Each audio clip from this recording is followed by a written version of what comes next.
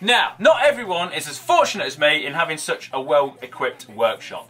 We got bandsaws, we got lathes, we got milling machines, we got welders, but these are all considered exotic machines. But 12 years ago, I never had any of these things either. But I still wanted to make cool stuff, just like I do now. I just wasn't quite sure how to go about it and where to start. So this project is for you people that are in the exact same position as I was.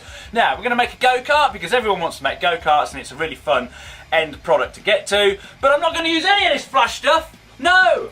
Forget it, bandsaw, welder, not going to get used. I'm just going to use real simple stuff which you've probably got in your garden shed already. Yep, let's get cracking.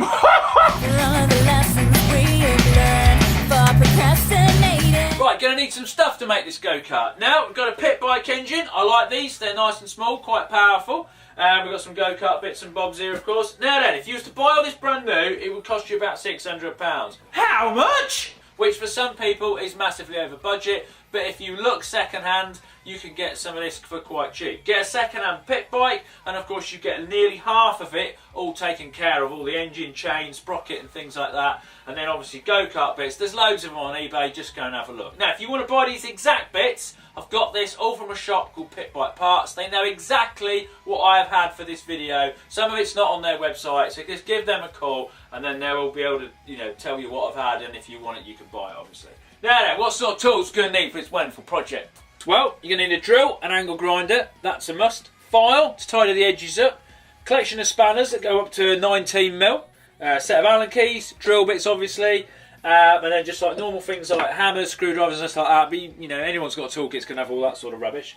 Now, the two things you're probably going to have to get hold of especially is a 20mm metal drill bit and a 25mm bimetal hole saw for drilling the holes out for the axles. Okay, so that's that bit covered. Now, the other bits which you potentially don't need, but it would be a lot better, is a set square and a set of clamps. They're just going to make your life a hell of a lot easier. Right, now then, materials. I'm going to make this thing out of. Basically, some 2-inch box section, various different types of flat bar, and a bit of 25mm angle iron. There we are.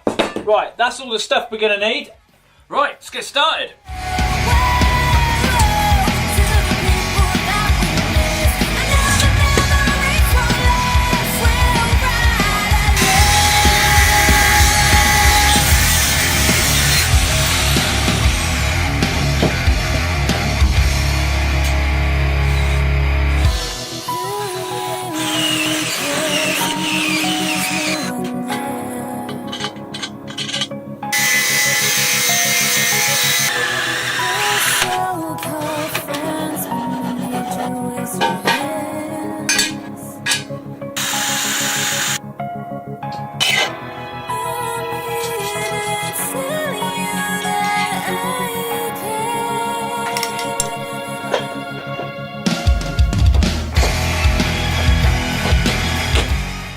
It's got the rear axle set up. Now basically what we've done is we've clamped 3 bits of box section together. We're just using plates which go on the top. It would be better if you stuck a plate underneath as well, but I'm looking at this through the eyes of a cheapskate who hasn't got a lot of metal. Now, a couple of little tips.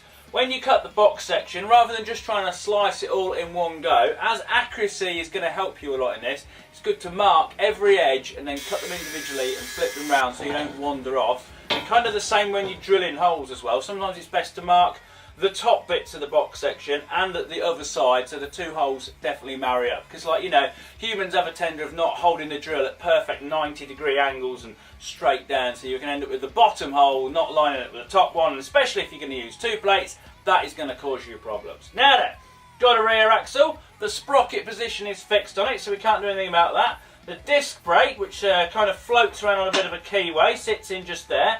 That's going to work out nicely. Next thing we need to do is the front axle.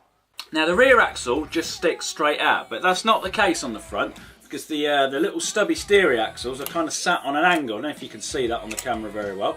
Now if we was to put it on a straight bit, the front wheel would end up being all wonky like that, which would look a little bit rubbish. So we've got to kind of bend our frame up, which straightens the wheel back out. But it doesn't matter, I've got a plan. Try.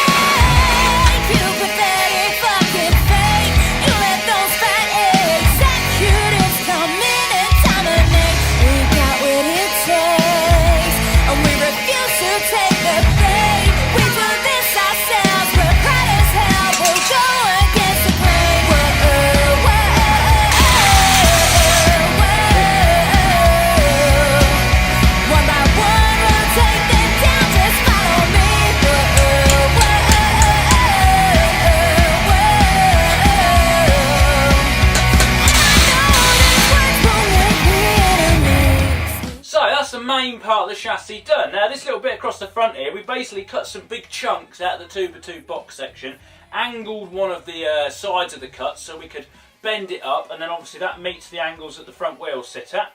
And then we put these little plates across here to kind of bridge the gap and give it a bit of extra strength. And as you can see, there's no flex in it or anything like that. It's pretty good. Now also, I chopped out these little slots here, and as well as that allowing the actual wheel to turn, because the thing would foul it, it also acts as like a steering stop.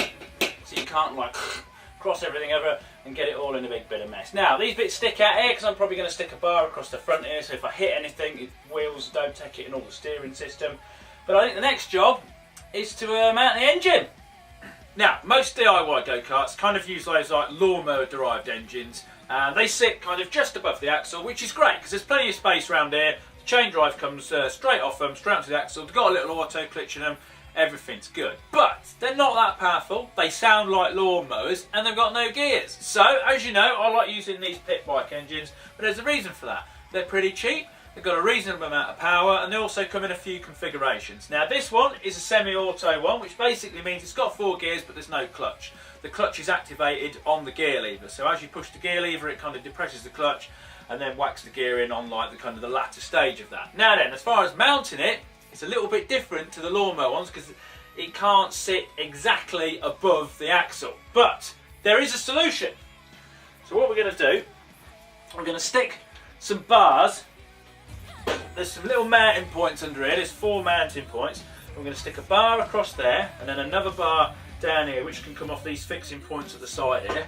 And then we're going to sit it as far back as possible. So it is nearly going to be above the axle, but only the sprocket. Most of the engine will kind of sit a bit further forward. But you know, I think it's a better option. So we're going to sit that kind of up there. I've got the little bar things here.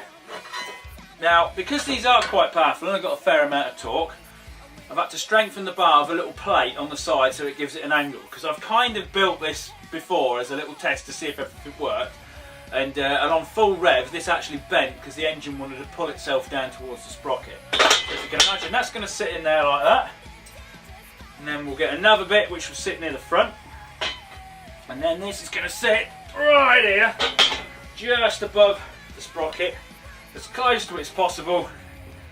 That one will go there. And then the chain will obviously go straight down. And then the great thing about this is if you want to tension the chain, we haven't got to make any complex slidey system. All you do is just lift these bars up. So basically just put washers and packers and stuff underneath it, and then that will tighten the chain up. So, better get on with that, because I think it's a wonderful solution. And we still haven't used a welder. Nope, not even thought about it.